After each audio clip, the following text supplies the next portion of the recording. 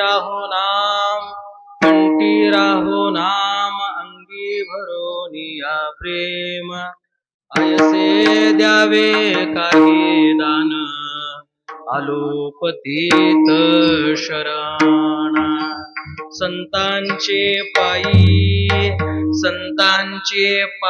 ठेवी वेळोवेळाडवी आयसे द्यावे काही दान आलोपतीत शरण तुका म्हणे तरे भव सिंधू एकसरे आयसे द्यावे काही दान आलोपतीत शरण पांडुरंगा करू प्रथम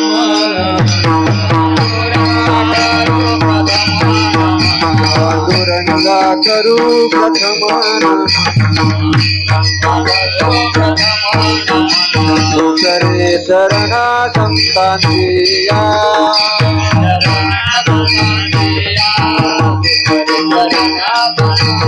पांडुरंग करू प्रथम नमन पांडुरंग करू प्रथम नमन पांडुरंग करू प्रथम नमन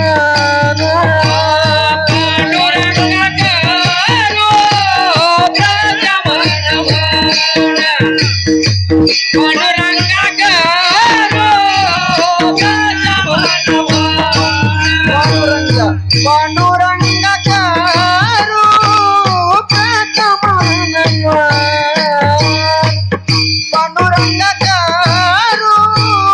प्रथम नमन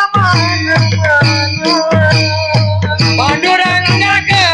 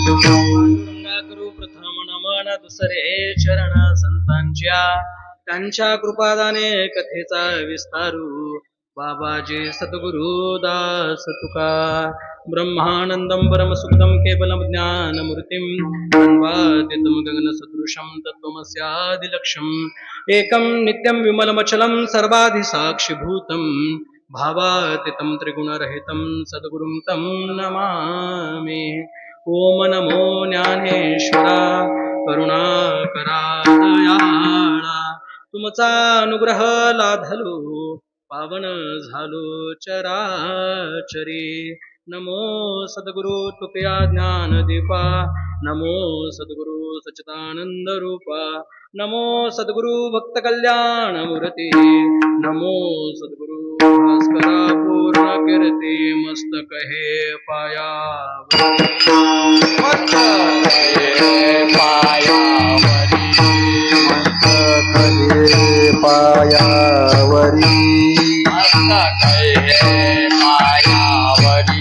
या वार करी करी संतांच्या या वार करी संतांच्या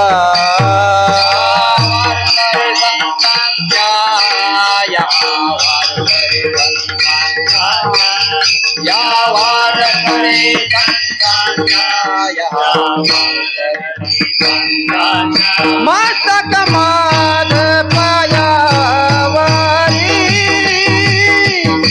यावर करी संतांच्या यावर करी संतांच्या यावर करी संतांच्या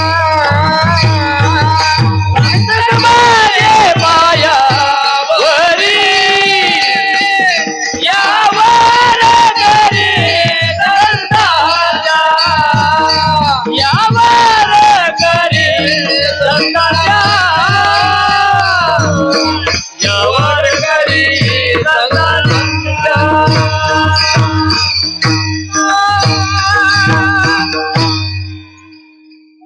प्रस्तुत इचलकरंजीमध्ये श्री गणेश सेवा मंडळ आणि तुकाराम महाराज सेवा मंडळ यांच्या वतीनं सुरू असणारा हा सप्ताहाचा पहिला दिवस आणि पहिल्या दिवसाची सेवा भाग्यानं माझ्या वाटेला आलेली आहे. आता भाग्य काय? तर पहिलं भाग्य सेवा आहे, हे भाग्य. दुसरं भाग्य इतके आजूबाजूला कीर्तनकार, गायक, वादक यांच्या समोर बोलणं, हे दुसरं भाग्य. गेली अनेक वर्षाची परंपरा आणि हा देखणा सोहळा ऐकून होतो दीपक बुवांकडून की सप्ताह मोठा आहे, छान आहे, सुंदर आहे. आज प्रत्यक्ष बघायला मिळाला. पहिल्या दिवशी नामपर प्रकरण आहे आणि म्हणून घेतलेला हा अभंग आहे. पण या अभंगामध्ये, अभंगाच्या निरूपणामध्ये, प्रमाणामध्ये संदिग्धता जाणवते, कारण प्रत्येक चरणानंतर प्रकरण बदलत जात आहे. आता ते कसं? लक्ष देऊया. अरे कंठी राहो नाम. महाराज काहीतरी कंठामध्ये राहायला सांगतात. अडचण इथं नाही, अडचण इथं आहे. त्यामुळे तुमचं व्यवस्थित राहू देत, काय अडचण नाही. गेली सलग 10 दिवस चालू असल्यामुळं थोडं फार फरफरत आहे. बघा काय म्हणतात महाराज, कंठामध्ये काय राहिलं पाहिजे? अरे कंठी राहो नाम. तुमच्या कंठामध्ये काय राहावं? तर तुमच्या कंठामध्ये नाम राहावं. आणि फक्त नामच कंठामध्ये राहावं का? नाही, पुढं सांगितलं, अंगी भरून या प्रेम. कंठामध्ये नाम असावं, परंतु अंगामध्ये काय असावं? प्रेम असावं. आणि असं नाम आणि असं प्रेम कोण मागतंय? तुकाराम महाराज मागतात. दुसऱ्या चरणामध्ये म्हणतात, आयसे द्यावे काही दान. मला असं दान द्या जिथं कंठामध्ये नाम आहे आणि अंगामध्ये प्रेम आहे, असं मला दान द्या. कारण देण्याचं काय? आलो पतित शरण. मी पतित झालेलो आहे, पतित होऊन तुम्हाला शरण आलेलो आहे आणि म्हणून तुम्ही मला हे काय द्या? दान द्या.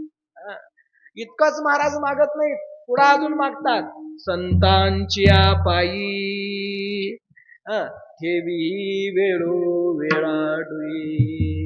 कधी म्हणतात की वेळोवेळाडुई. या सप्त्यापासून त्या सप्त्यापर्यंत नव्हे, या वारीपासून त्या वारीपर्यंत नव्हे, तर कधी? संतांचे पायी ठेवी वेळोवेळाडुई. मग बघा, कंठामध्ये नाम आलं, अंगामध्ये प्रेम आलं आणि असं दान मिळालं आणि संतांच्या पायावरती डोकं जर ठेवता आलं तर त्याचा फायदा काय होतो? चौथ्या चरणामध्ये सांगितलं, तुका म्हणे तरे भव सिंधू एक सरे. एका क्षणामध्ये, एका तडाक्यात हा भवसागर सिंधू तरुण जाता येतो. आयसे द्यावे काही दान, आलो पतित शरण. सुरुवातीला मी म्हटलं संदिग्ध आहे. ती संदिग्धता कोणती आहे? पहिलं, कंठी राहो नाम, अंगी भरून या प्रेम. यामध्ये पहिलं जे चरण आहे ते नामपर आहे. पहिलं चरण नामपर आहे.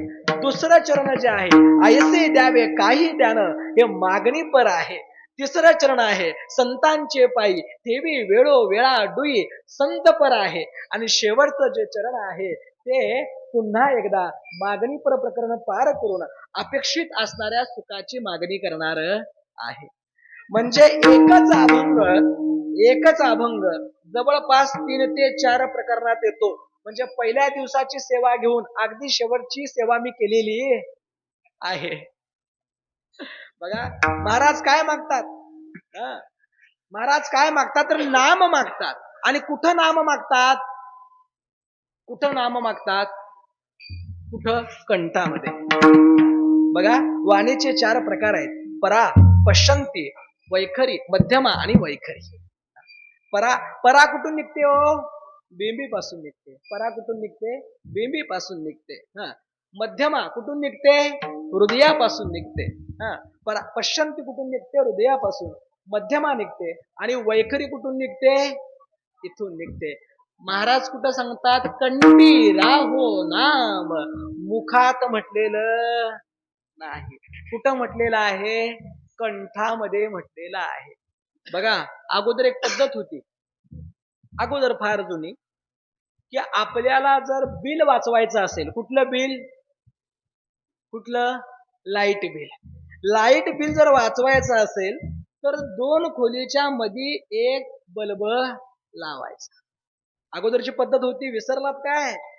आता सगळी जाईल बाथरूम मध्ये सुद्धा आता बल्ब आहे.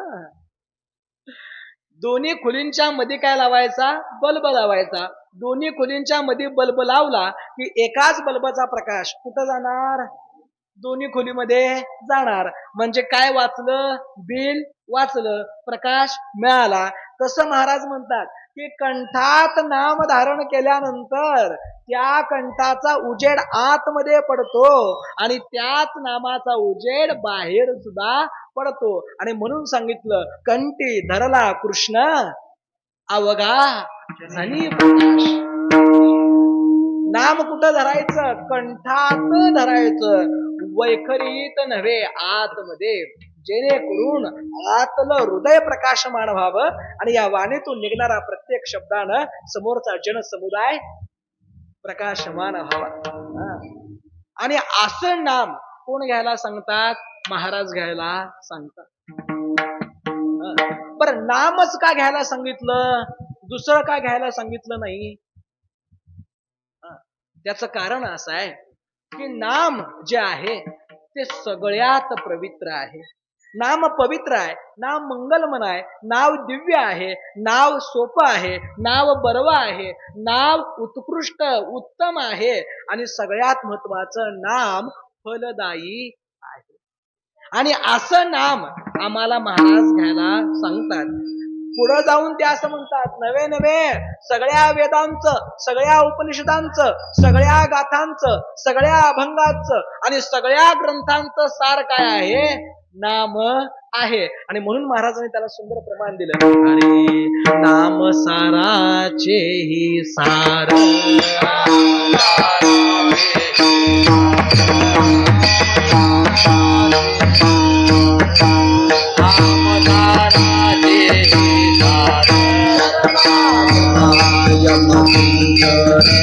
शरणागताय मतिंकर, शरणागताय मतिंकर, शरणागताय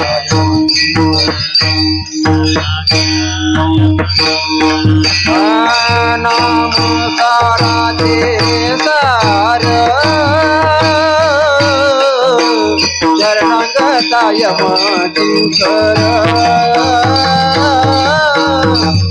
शरणागताय मतिंकर,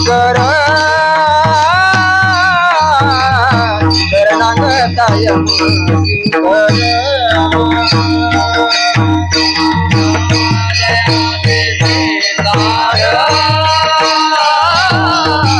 शरणागताय मतिंकर,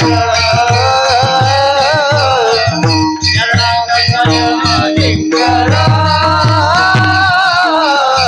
शरणागताय मतिंकर.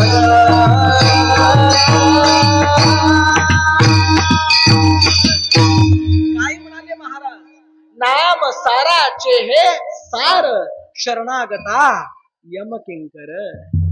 म्हणजे नाम जे सार आहे त्या साराचही सार काय आहे, नाम आहे. आणि शरणागता यमकिंकर म्हणजे यमानं शरण जावं इतकं नाम काय आहे, श्रेष्ठ आहे. आणि म्हणून महाराज म्हणतात कंठी राहो नाम. आता आपल्याला माहिती आहे, आता समोर जास्त करून महिला मंडळ आहे. नाम राहो म्हटले नाम. आता कंठात राहो म्हटले, दुसरं का म्हटले नाही? आता दागदागिने काय महाराजांना माहित नसतील का हो? असतील की नाही? मंगलसूत्र राहू देत, घंटन राहू देत, चिताक राहू देत, चप्पल हार राहू देत, म्हणू शकले असते की नाही? नाही. आमच्या सारख्याला 50 तोला राहू देत, म्हणू शकले असते की नाही? म्हणू शकले असते. परंतु महाराज काय म्हणाले? कंठी राहो नाम. काय राहू म्हणाले? नाम राहू म्हणाले. कुठं राहावं? कंठामध्ये राहावं.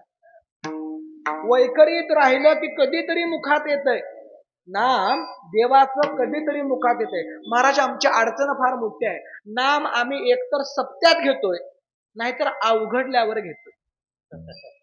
कधी घेतोय? अवघडल्यावर. काहीतरी उचलताना नचाकलं देवा देवा देवा, त्यावेळेला नाम. लईच अवघडला आणि जर समजा जर अडकलं तर म्हणते पांडुरंगा सपलं आता. कधी येते नाम? अवघडल्यावर नाम येते. असं निवांत खॉटवर झोपल्यानंतर, मऊ गादीवरती पडल्यानंतर रामकृष्ण हरी म्हणत नाही. आणि अशी नामाची गत आहे. आणि म्हणून महाराज सांगतात की काय? कंठी राहो नाम. नामच का म्हटलं? पहिलं कारण नाम सार आहे म्हणून नाम म्हटलं. दुसरं कारण नाम सगळ्यात मोठा आहे म्हणून नाम म्हटलं. नाम सगळ्यात मोठा आहे म्हणून नाम म्हटलं. एकदा एक शिष्य गुरूंकडे गेला आणि विचारलं, गुरुजी तुम्ही आम्हाला ज्ञान देता, आमचे प्रश्न आम्ही तुम्हाला विचारतो. आता मला सांगा की या पृथ्वीवरती सगळ्यात मोठं काय आहे? सगळ्यात मोठं काय आहे? गुरु म्हणाले या पृथ्वीवरती सगळ्यात मोठा हिमालय आहे. काय म्हणाले? हिमालय आहे. मग हिमालयापेक्षा मोठं काय आहे? तर हिमालयापेक्षा समुद्र मोठा आहे. मग गुरुजी परत सांगा, समुद्रापेक्षा मोठं काय आहे? समुद्रापेक्षा पृथ्वी मोठी आहे. बरं ठीक आहे, पृथ्वीपेक्षा मोठं काय आहे? तर पृथ्वीपेक्षा आकाश मोठं आहे. पृथ्वीपेक्षा काय आहे? आकाश मोठं आहे. मला सांगा आकाशापेक्षाही अजून काय मोठं आहे? तर आकाशापेक्षा नाम मोठा आहे. म्हणून ज्ञानेश्वर माऊलीने हरिपाठामध्ये सांगितलं, गगनाहुनी वाढ नाम आहे,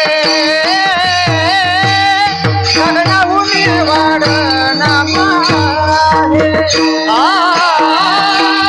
गगनाहुनी वाढ नाम आहे, गगनाहुनी वाढ नाम आहे. ज्ञानदेव पुढे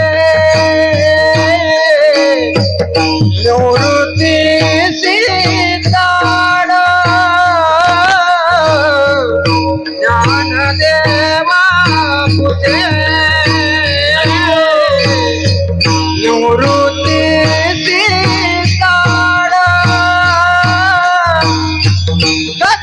गगनाहुनी वाढ नाम आहे, गगनाहुनी वाढ नाम आहे. ज्ञानदेव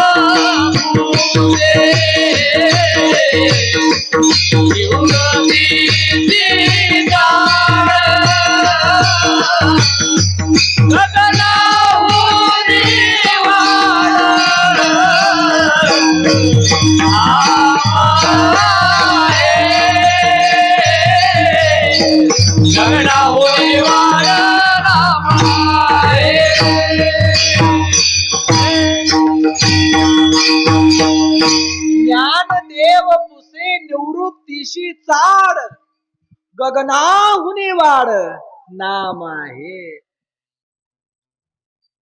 विचारलं या सगळ्यात मोठं काय, तर काय आहे, आकाश आहे. आणि आकाशाही पेक्षा मोठं नाम आहे. आणि सगळ्यात मोठं असणारं नाम कुठं राहावं म्हणतात महाराज, कंठी राहावं नाम. असं नाम कंठात राहावं. आता तुम्ही म्हणाल एवढं जर मोठं नाम आहे म्हणून सांगायला लागला, मग असं नाम कंठामध्ये कसं राहील हो? आकाशापेक्षा मोठं असणारं नाम आमच्या एवढ्याशा स्वरयंत्रामध्ये कसं राहील? सोपं करून सांगतो. प्रत्येकाकडं काय आहे आता खिशात? वाजलाच बघा. प्रॅक्टिकल उदाहरण. काय आहे प्रत्येकाच्या खिशात? मोबाईल आहे. मोबाईल आहे केवढा व खिशात बसण्यासारखा. इथं जमलेल्या सगळ्यांचा फोटो व्हिडिओ ते काढतंय काय नाही? काढून कुठं ठेवतंय? खिशात. ते झालं. आता आणि नवीन नवीन कंपन्या आल्यामुळं अगोदरचं 512 निघून गेलं. आता किती जीबी कडे जातंय? 256 असं म्हणतंय. तेवढ्यात ही थांबायला नाही, जीबी आणि टीबी कडे जायला. म्हणजे तुमच्या माझ्या आयुष्यातल्या जेवढ्या आठवणी आहेत त्या एवढ्यामध्ये सामावलेल्या आहेत. मग एवढ्या सगळ्या असणाऱ्या आठवणी एवढा मोबाईल जसा साठवू शकतो, तसा आकाशापेक्षा मोठा असणारं नाम कंठामध्ये राहू शकते की नाही? आणि म्हणून महाराज म्हणतात कंठी राहो नाम. इतकं नाम पवित्र आहे महाराज. आणि नाम फलदायी आहे. आणि नाम हे तुम्हाला तारणार आहे. रामायणातला सगळ्यांना असणारा प्रसंग माहिती आहे. दगड कुणामुळे तरले हो? कुणामुळं? रामनामामुळं. चला दृष्टांत देतो माझ्या निरूपणाचा भाग म्हणून. प्रभू रामाचं आणि रावणाचं युद्ध ठरलं. आता लढाई होणार. आता लढाई होणार. आणि श्रीलंकेवर आक्रमण करायचं म्हटल्यानंतर लढाई कुठून करावी लागणार? समुद्रातून पलीकडे जावी लागणार. त्यावेळेला नौका नव्हत्या. आणि जरी असल्या तरी एवढ्या जणांना पलीकडे नेणाऱ्या नौका नव्हत्या. मग काय करायचं? समुद्रावरती सेतू बांधायचा. हे बांधण्याचं काम कुणाला दिलं? नल आणि नील. नल आणि नीलला यांना वरदान होतं ऋषीमुनींचं, म्हणून त्यांना दिलं. त्यांना असं वाटलं की आमच्याशिवाय सेतू पूर्ण होत नाही. आणि मग हनुमंतरायानं सांगितलं की हे बघा, एका दगडावरती रा लिहा, दुसऱ्या दगडावरती म लिहा आणि दोन्ही दगड मिळून टाका. ज्या वेळेला दोन्ही एकत्र येतील त्यावेळेला दगड पाण्यावरती तरंगतील. हे आपल्या सगळ्यांना माहिती आणि पाठ सुद्धा आहे. झालं, सेतू बांधकामाचं काम सुरू झालं. पहिल्याच दिवशी बराच पल्ला गाठला. पहिल्याच दिवशी बराच पल्ला गाठला. आणि बातमी लगेच कळली विरोधी पक्षात. कुठं कळली?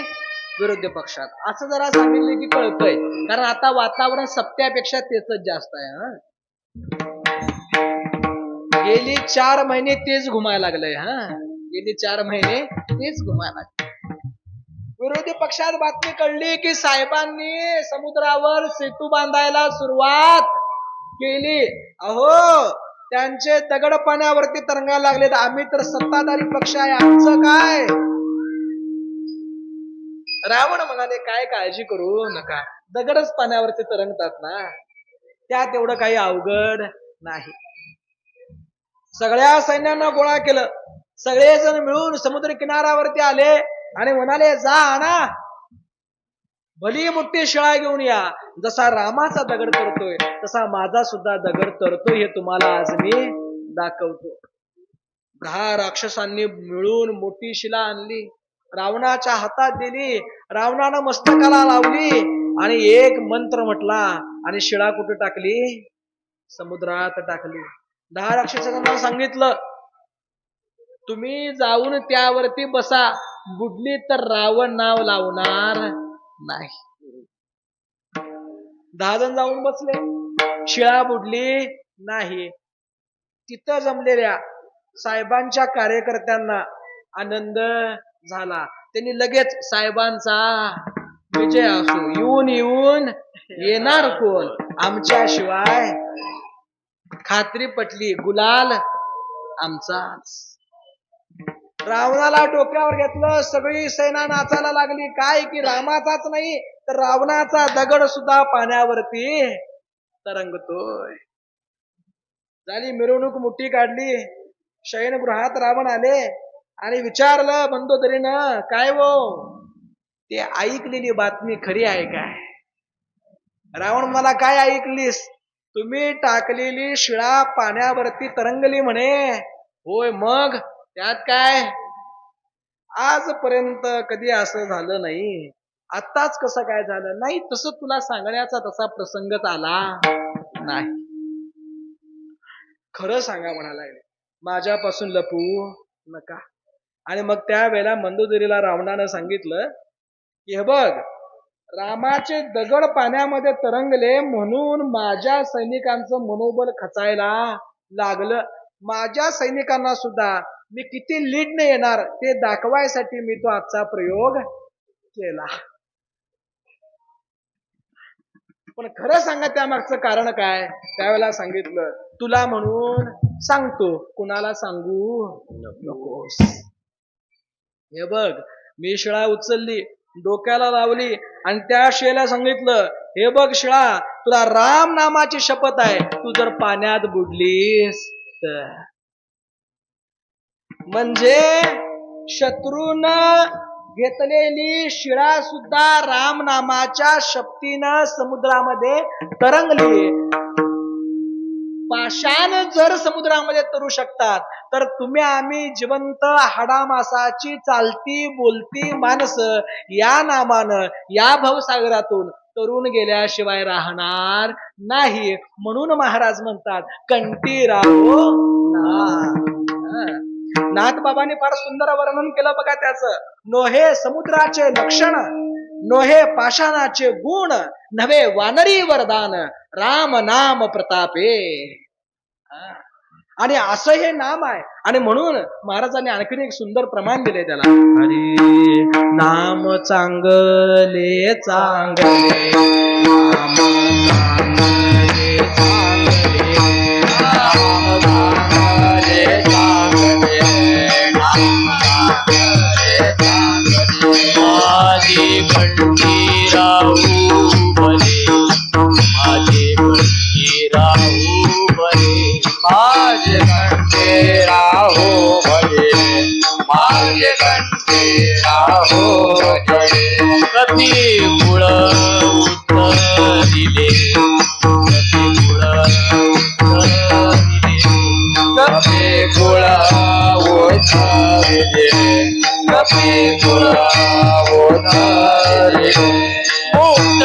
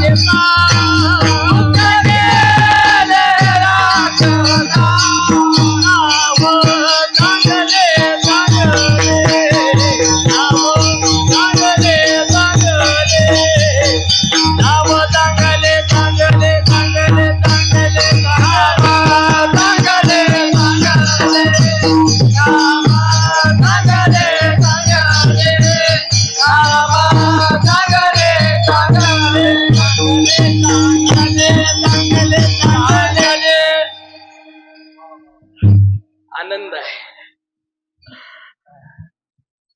अरे नाम चांगले चांगले माझे कंठी राहो भले, कपी कुळ उद्धरले मुक्त केले राक्षसा. कंठी राहो नाम. अजून अभंगावर आहे आपण काय. नाम चांगले चांगले. नाम कसं आहे, चांगलं आहे.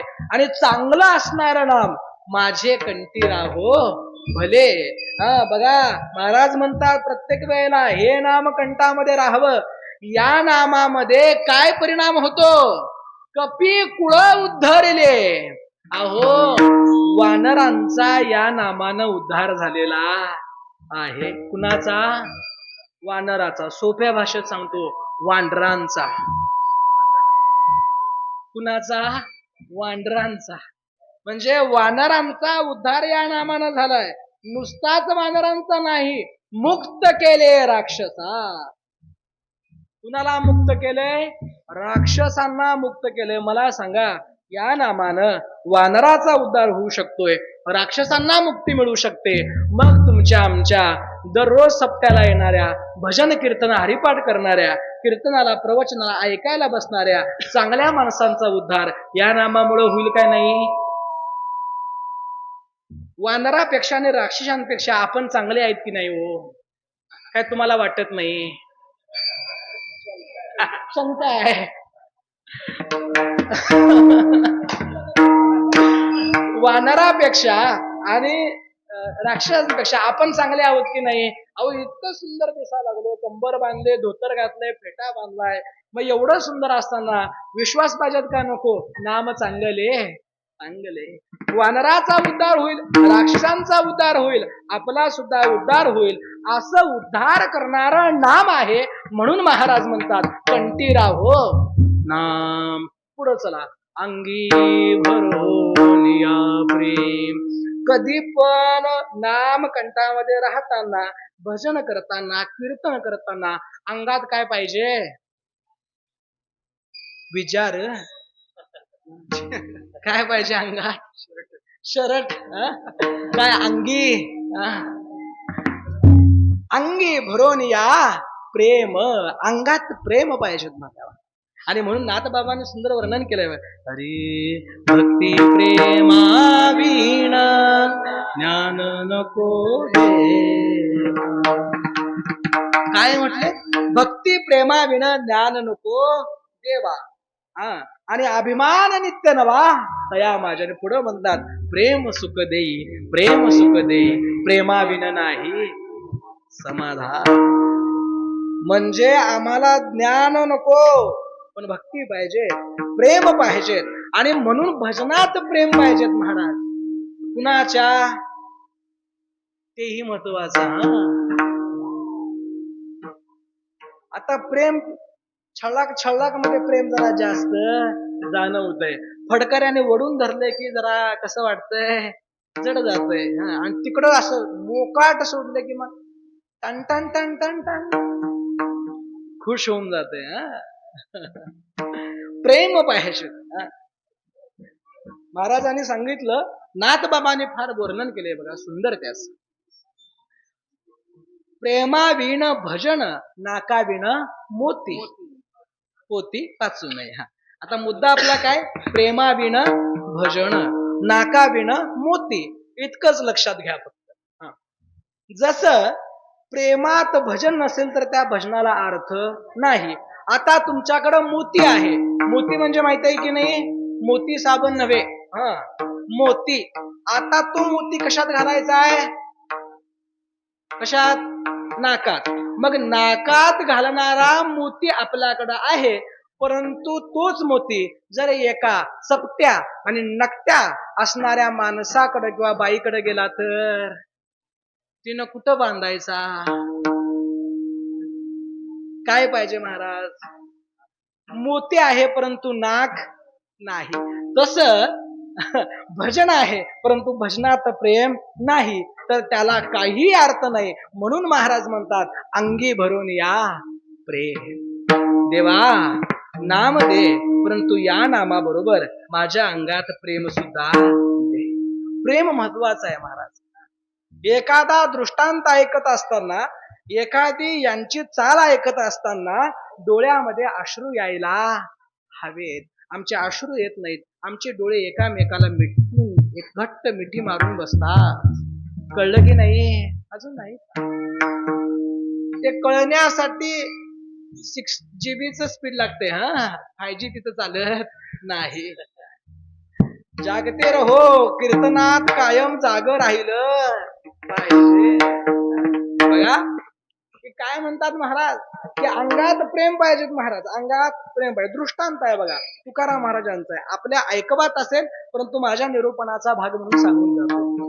देखोनी पुराणिकाची दाढी, रडे स्पुंदे नाके ओढी. बघा एक वयस्कर धनगर होते, त्यांची अशीच बरीच जनावर, त्याच्यानंतर बकरी आणि शेळीची पिल्ली, अशी बरीच काय काय होती. एक मोठी अशी साथ आली आणि त्या साथीमध्ये सगळीच त्याची असणारी शरड जी आहे ती मरण पावली. आणि त्याच्यामध्ये एकच, आमच्याकडच्या भाषेत पालव म्हणतात, तुमच्याकडे काय म्हणतात, पालवच. ते पालव सुद्धा मरण पावलं. आणि वयस्कर असल्यामुळे गमायचं जीव सगळा कुणावर, कुणावर, नातवावर नव्हे, पालव्यावर. कुणावर, पालव्यावर. त्यामुळे सारखी पालव्याची आठवण यायची. जेवायला बसलं पालव्याची आठवण, दारात बसलं पालव्याची आठवण. आणि मग असंच म्हणाले, काय घरात बसून त्याची आठवण येत्या, बाजूला सप्ताह चालू आहे, जाऊन काय करू, प्रवचनाला जाऊन बसू. प्रवचनाला गेले आणि प्रवचन सांगणाऱ्या बुवांची अशी भली मोठी दाढी होती. त्यावेळेला कोरायची फॅशन नसल्यामुळे दाढ्या कशा असायच्या, आता काय कोरायची सिस्टम असल्यामुळे लांब दाढ्या होऊ देत नाही. त्या पुराणकाची पांढरी अशी हलणारी बाबा दाढी बघून, काय हलणारी दाढी बघून त्या धनगर बाबांना आपल्या पालव्याची आठवण आली. ते म्हणाले, असेच जर माझं पालव असतं तर त्याची दाढी अशीच दिसली असते. आणि पुराणिक बाबांनी काय भागवत सांगायला सुरुवात केली. पुराणिक बाबा सुंदर बोलायला लागले आणि जसं जसं बुवा बोलतील तसं आजोबा ते मान हलवायला लागले. आणि चुकून त्यांचं लक्ष त्या आजोबांकडं गेलं. त्यांना असं लक्षात आलं की एवढ्या सगळ्या गर्दीमध्ये हा एकटाच आजोबा आहे जो मन लावून मला ऐकतो.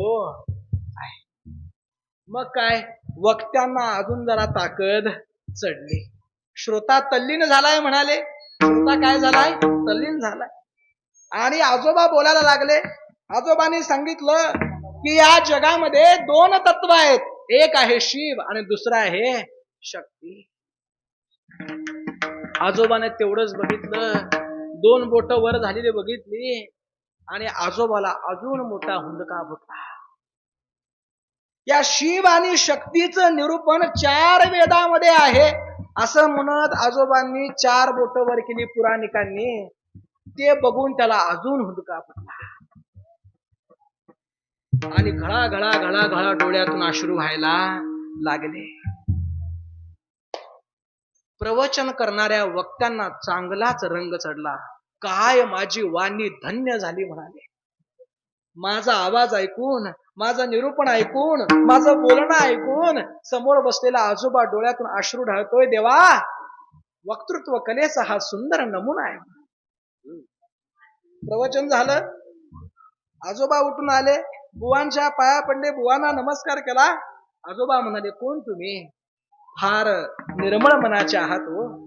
तुमचं मी बोलत असताना तुमच्या डोळ्यामध्ये अश्रू आले. प्रचंड तुमचा भाव देवाच्या पायी समर्पित आहे. आजोबा म्हटले, तुम्ही देवाबद्दल बोलत होता होय?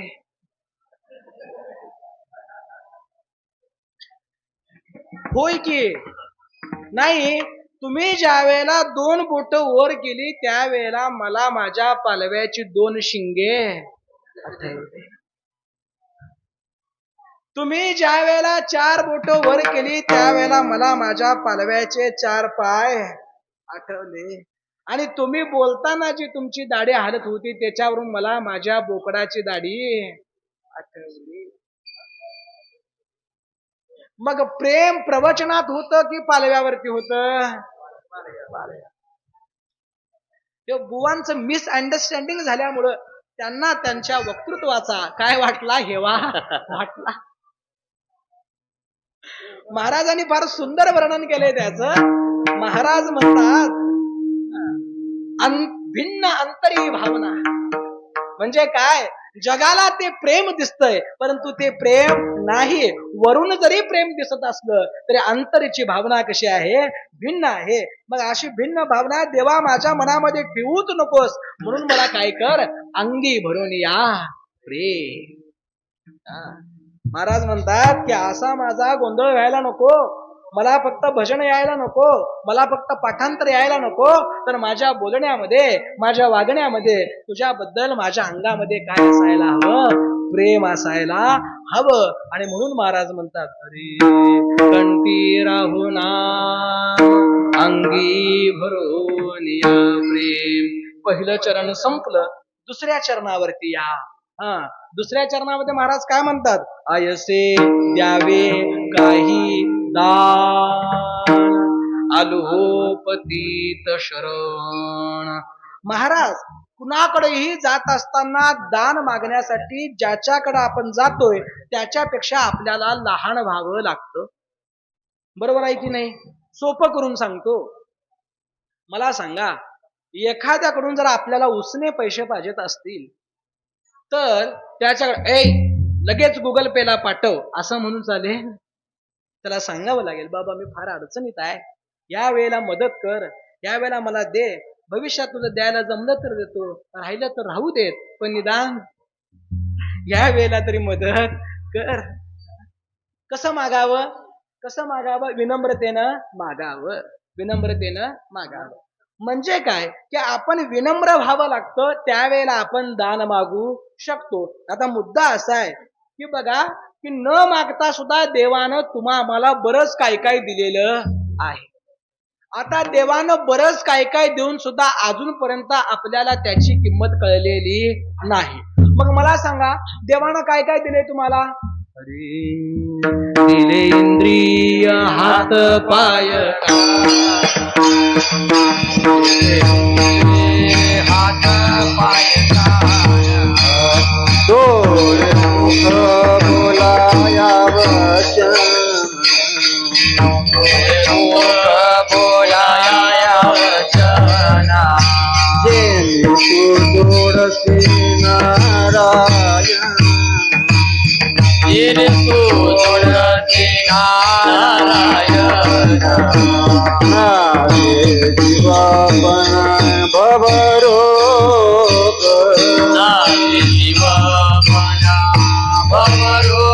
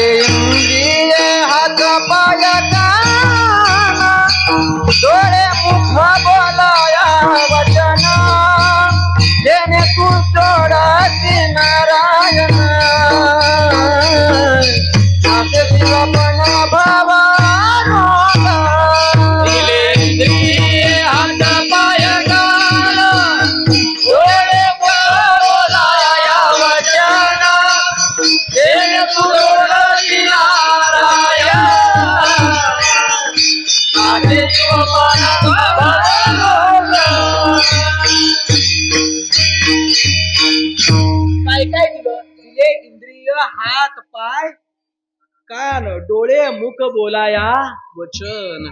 एवढं सगळं त्याने देऊनही आपण त्याच्याकडे मागायचं सोडत नाही. तरी सुद्धा संत त्याच्याकडे शरण होऊन मागतात. काय करतात? शरण होऊन मागतात. आता आपण देवाला शरण का जात नाही? त्याची 4 कारण आहेत. आपण देवाला शरण न जाण्याची पहिलं कारण शरण वरण तुष्टी. काय शरण वरण तुष्टी म्हणजे काय? आपण बोलतो फक्त महाराजांसोबत पंढरपूरला जायला पाहिजे, पायी दिंडी केली पाहिजेत, ग्रंथांचं वाचन केलं पाहिजेत, काकडा पाठ केला पाहिजेत, पण बघूया कसं कसं जमतंय.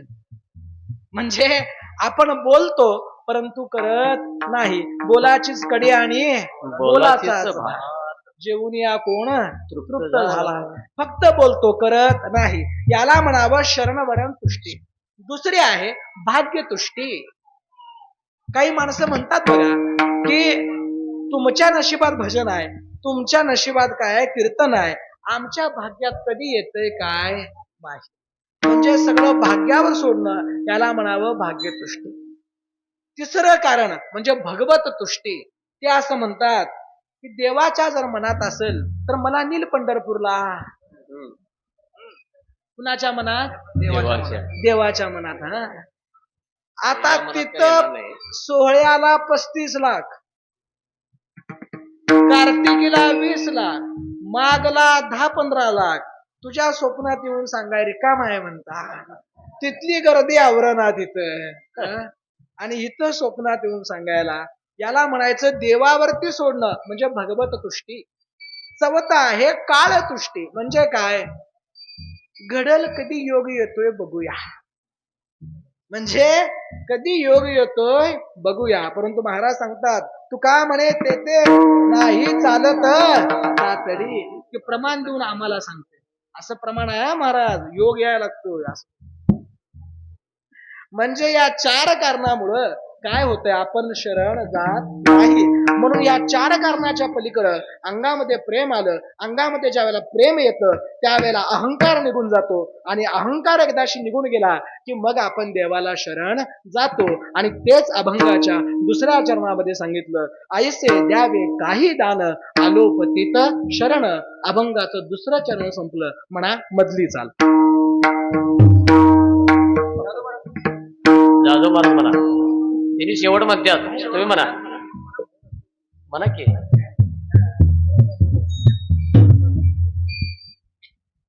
अभंग सांगायचं. कंठी राहो नाम,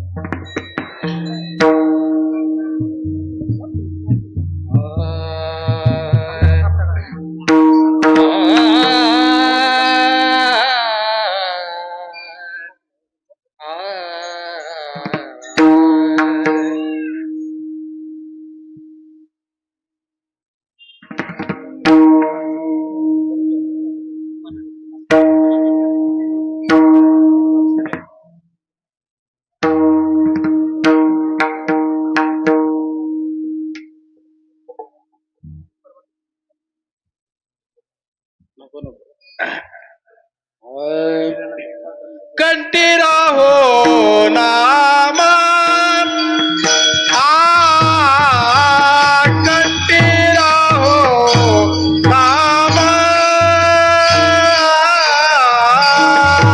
कंठी राहो नाम,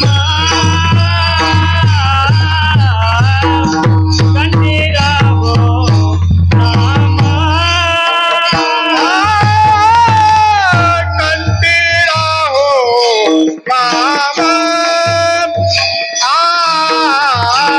कंठी राहो नाम, कंठी राहो नाम, कंठी राहो नाम, अंगी भरोनी प्रेम, अंगी भरोनी प्रेम, ऐसे द्यावे काही दान, ऐसे द्यावे दान,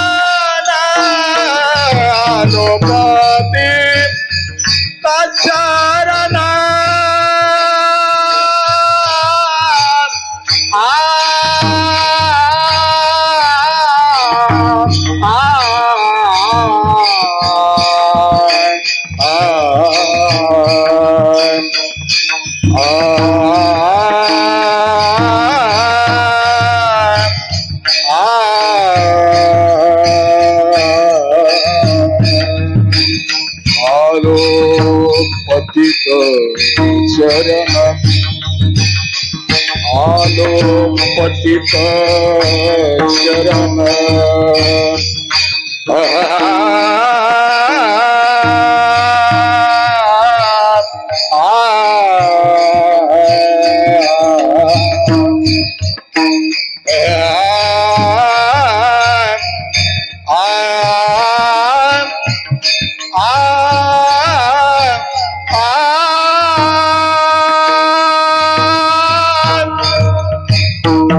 आलो पतित चरण आलो पतित चरण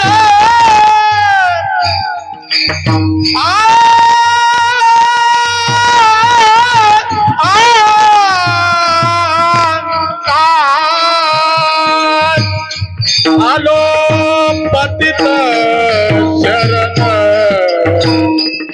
शरण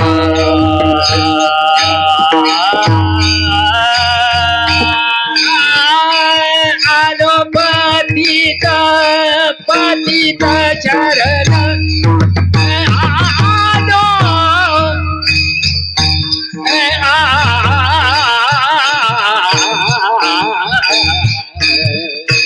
आलो पतित शरण शरण शरण पतित पतित पतित शरण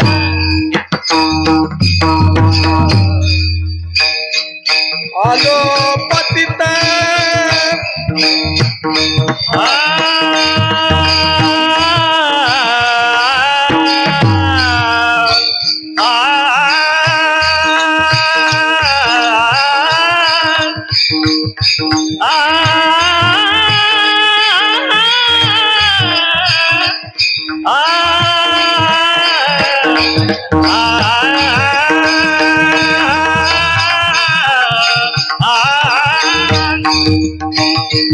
आलो पतित शरण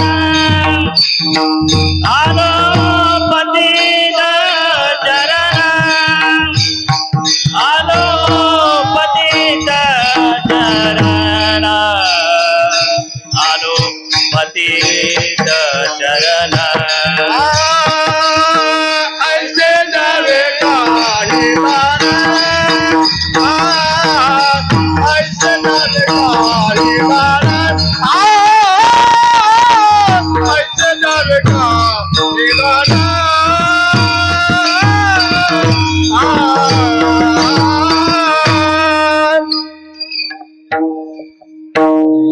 विठोबा रखुमाई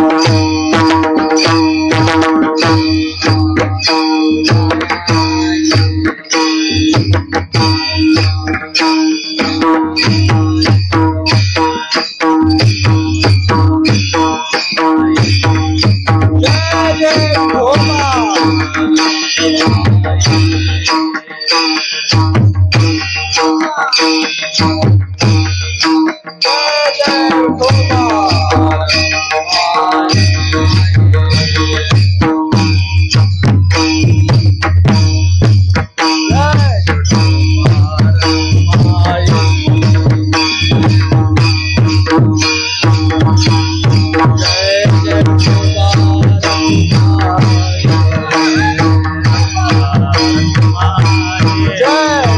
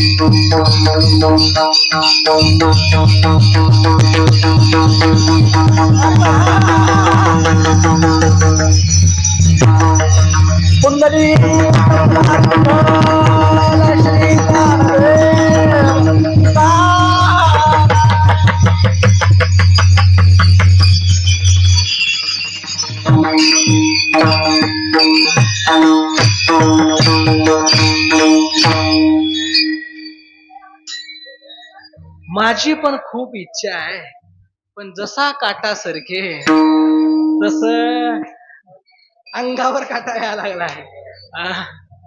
चला तिसऱ्या चरणावरती या. पहिली 2 चरण संपली, तिसऱ्या चरणावरती या. काय म्हणतात? हरी संतांची पायी हेवी वेळो वेळाटुई.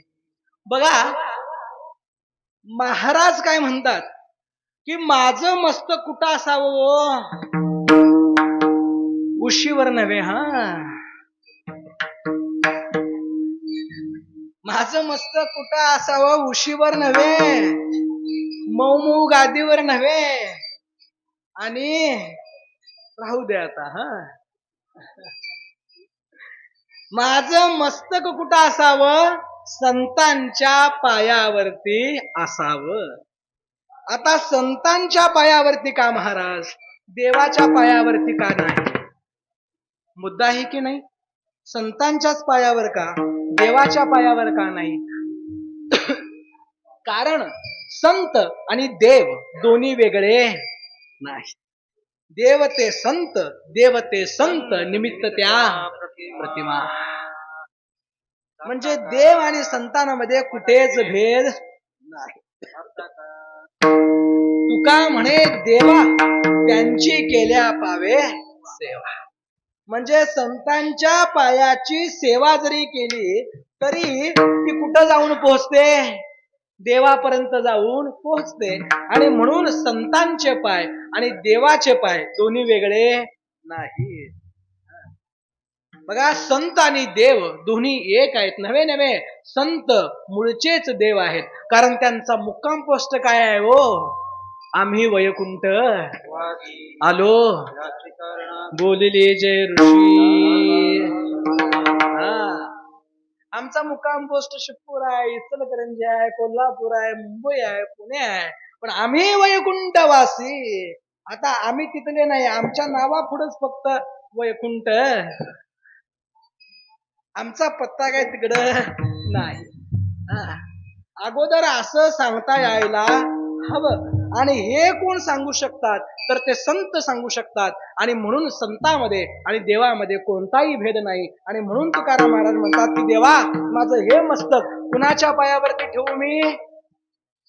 संतांच्या पायावरती.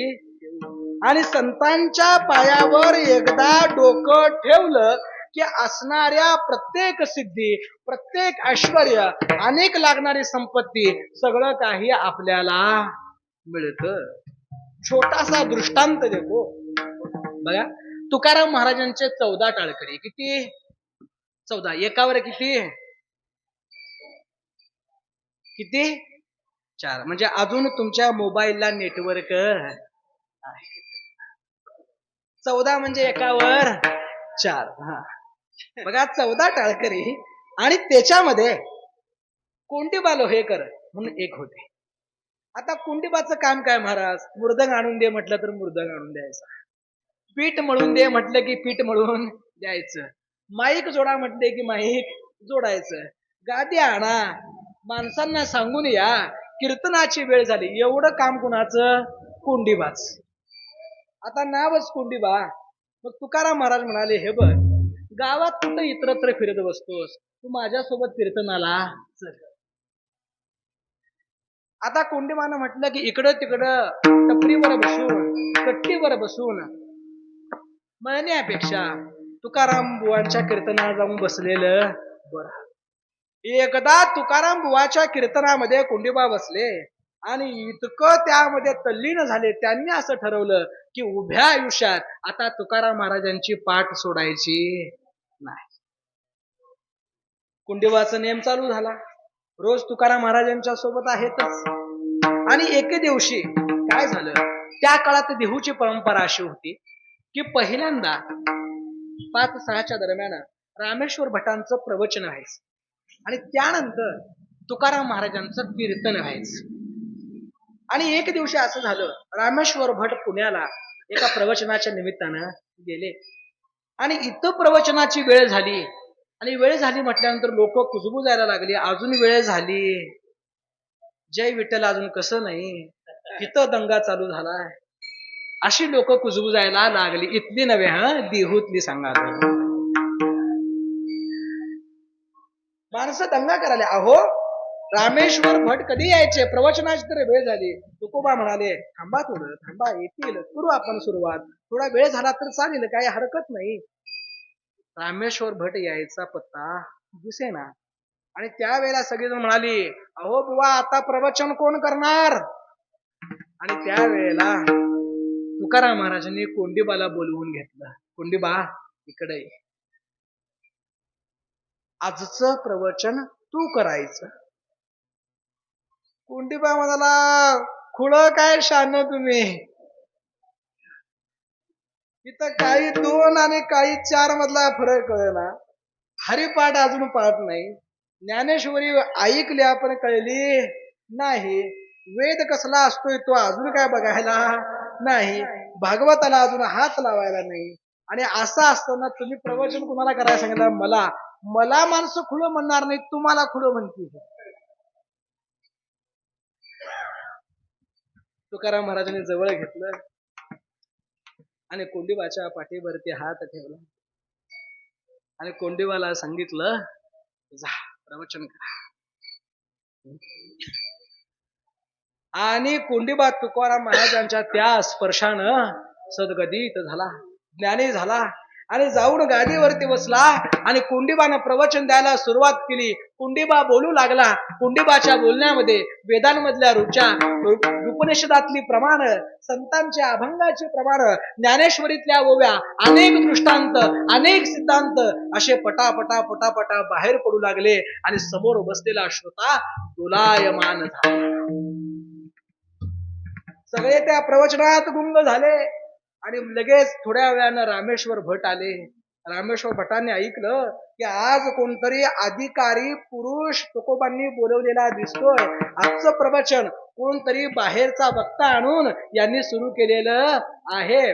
मध्ये जाऊन व्यत्यय आणण्यापेक्षा आपण मागे थांबू आणि थोडा वेळ ऐकू. रामेश्वर भट मागे थांबले आणि प्रवचन संपलं. प्रवचनकारांचं दर्शन घेण्यासाठी सगळी माणसांची झुंबड उडायला लागली, माणसं पाया पडायला लागली आणि मग रामेश्वर भट मागून आले आणि तुकोबांना म्हणाले, अहो तुकाराम महाराज, आजचं प्रवचन कुणी केलं? कोण आहेत ते ज्ञानी, कोण आहेत ते पंडित? मी त्यांना नमस्कार करतो, त्यांच्या वाणीनं माझे सुद्धा कान तृप्त झाले. कोण आहेत सांगा? अहो थांबा थांबा, किती प्रश्न विचारा. अहो रामेश्वर बुवा, आजचं प्रवचन बाहेर कुणीही न आणणाऱ्या वक्त्याकडून आम्ही केलं नाही, तर आजचं प्रवचन आपल्या कोंडीबानं. आपला कोंडीबा कसं शक्य आहे? हरी हात ठेविला मस्तकी, देऊनी प्रसाद केले सुखी.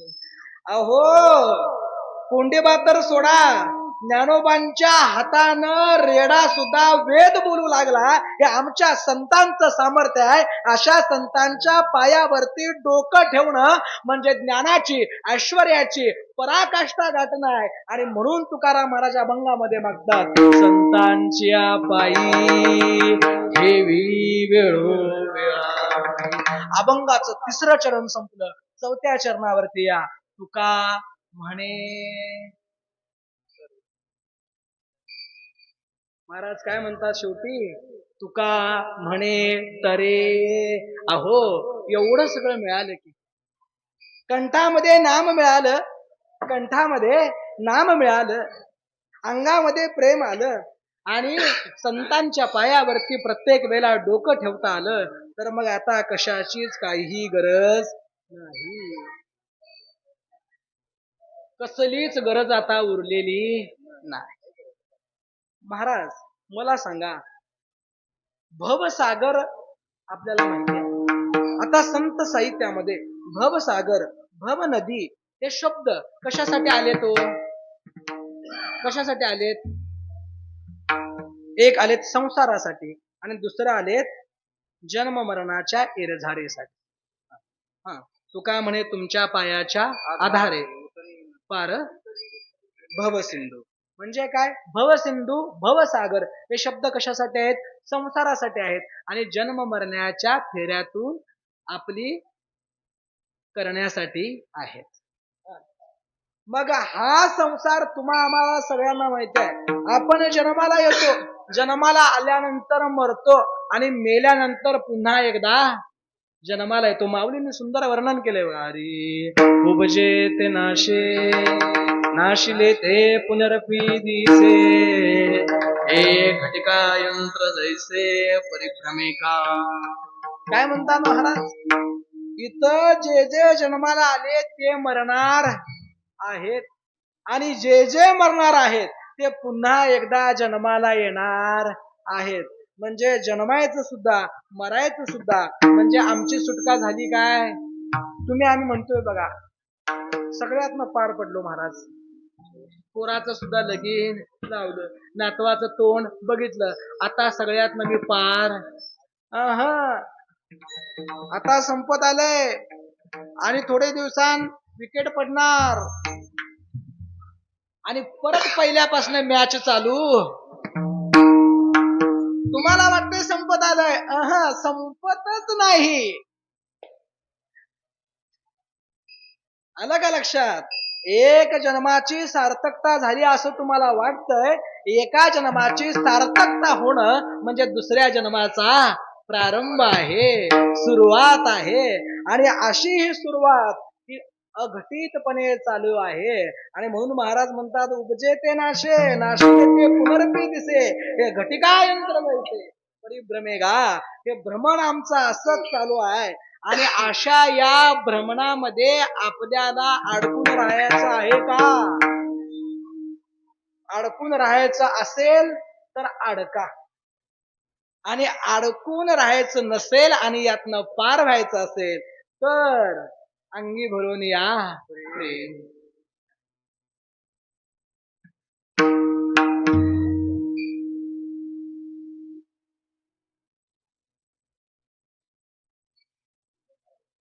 म्हणजे काय? की या भवसागरातून तरुण जायचं असेल तर आम्हाला कंठामध्ये नाम पाहिजेत, अंगामध्ये प्रेम पाहिजेत, आणि आपलं मस्तक संतांच्या पायावरती वेळोवेळा असलं पाहिजेत. एवढं सगळं तुकाराम महाराजांना मिळालं. आणि म्हणून तुकाराम महाराज 4थ्या चरणामध्ये म्हणतात, अरे तुका म्हणे तरी भव सिंधू एक सरे. एवढा खोल आणि विशाल असणारा भवसिंधू, भवसागर मी एका दमात तरुण जाईल. कशात? एका दमात.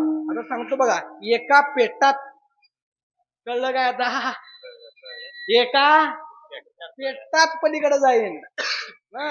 मी एक घाव टाकला ते 2 तुकडं, मगापासून सगळी म्हणतोय का नाही आपण, तसं तुकाराम महाराज म्हणतात, तुका म्हणे तरे, अहो या भवसागरामध्ये मी एका खेपेत करून जाईल, मला पुन्हा एकदा जन्माला यायची गरज नाही.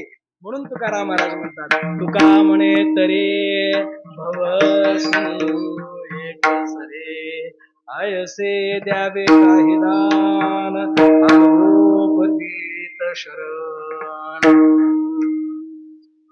धावत्या गतीनं अभंगांच्या चारीही चरणाचा यथावकाश निरूपण करण्याचा प्रयत्न तुमच्या समोर केला. या मंदिरामध्ये येण्याचा पहिला योग, आणि हा योग आल्यानंतर आमच्या दीपक बुवांच्या मुळे आला, परंतु आल्यानंतर एवढे पट्टीचे गायक वादक कीर्तनकार बघितल्यानंतर आता ह्या पोरग्याचं काय असा प्रश्न होता. परंतु माझ्या बळे नाही मी बोलत, सका भगवंत वाचा त्याची. त्यामुळं कमी वेळेमध्ये अभंगाचं यथावकाश निरूपण करण्याचा मी प्रयत्न केला. झालेली सेवा इथं कष्ट करणाऱ्या राबणाऱ्या प्रत्येक सेवेकऱ्याच्या चरणी, इथं उपस्थित असणाऱ्या गायनाचार्य, कीर्तनकार, मृदंगाचार्य, उपस्थित असणारे सगळे टाळकरी, सगळी वरिष्ठ मंडळी, चोपदार, फडकरी आणि उपस्थित सगळ्या श्रोत्यांच्या चरणी झालेली सेवा अर्पण करतो. आमचे गुरुवर्य भाऊसाहेब पाटील महाराज, शिवाजी पाटील महाराज यांच्या चरणी अर्पण करतो आणि सेवेला इथंच पूर्ण विराम देतो. हरी न्यूनते पुरते अधिक ते सरते, करून घ्यावे तुमते विनवितू असे. किंबहुना तुमचे केले धर्म कीर्तन हे सिद्धी नेले, ते तमाझे जिंकले पायी म्हणा शेवटची.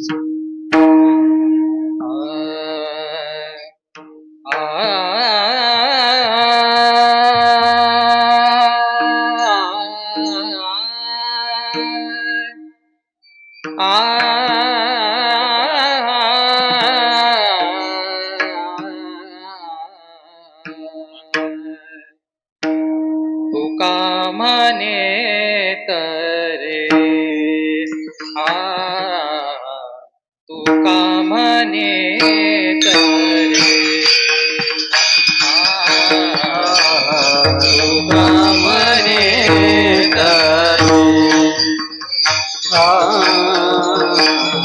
पोरांनो टाळ वाजवू नका.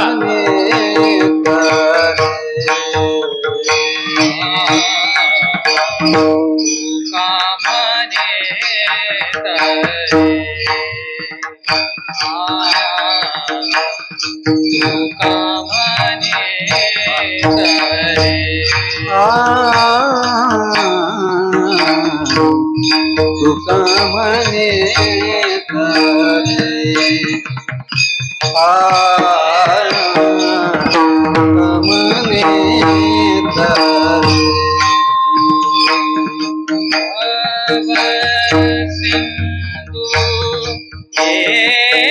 पुढे या, पुढे या.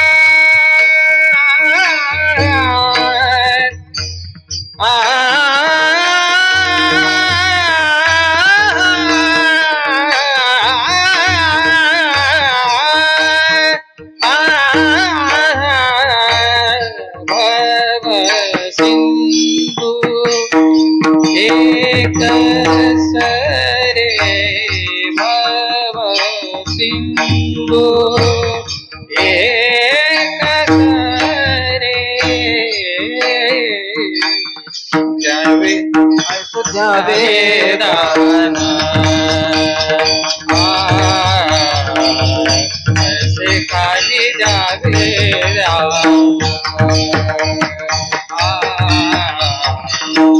ऐसे खाली जावे भव सिंधु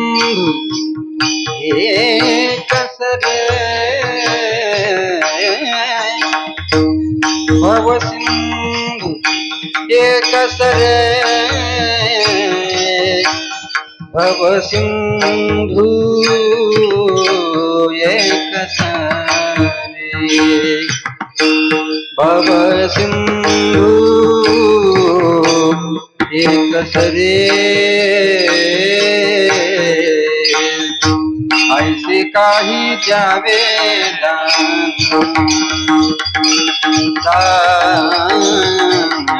ऐसे काही द्यावे दान ऐसे काही द्यावे दान आलो पतित शरण पुढे घ्या.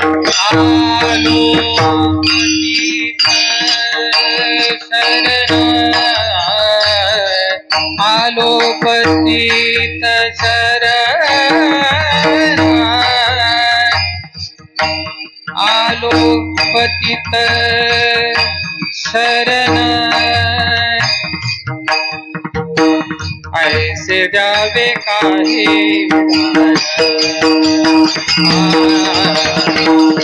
ऐसे द्यावे काही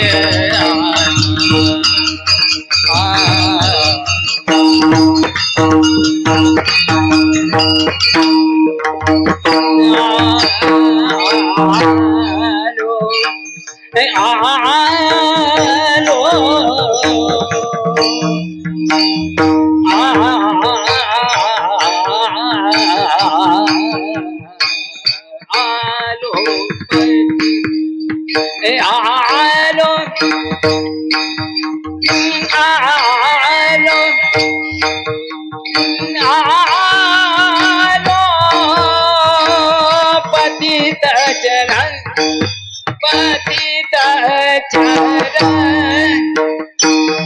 आलो पतित पतित शरण हरी. आलो पतित पतित शरण आलो पतित आलो पतित आलो पतित पतित शरण आलो पतित शरण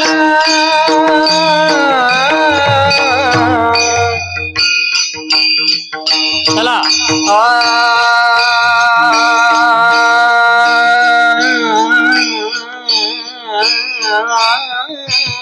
हरी हरी.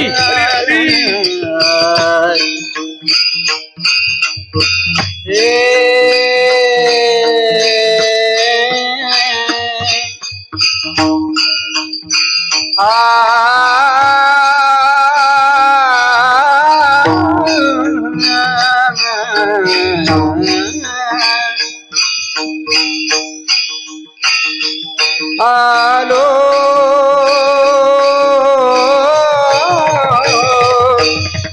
ये हो. आलो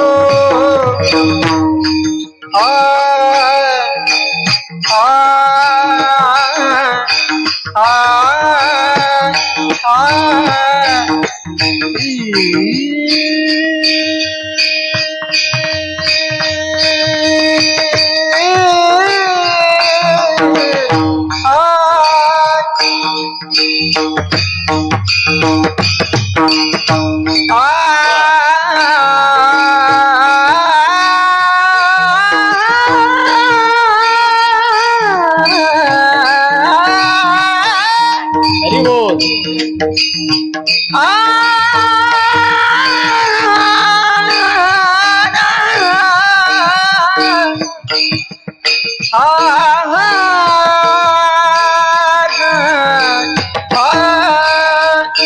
आलो पतित शरण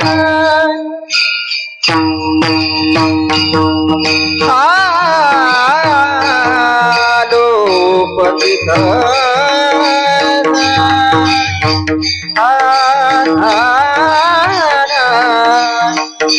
आलो पतित शरण आलो पतित शरण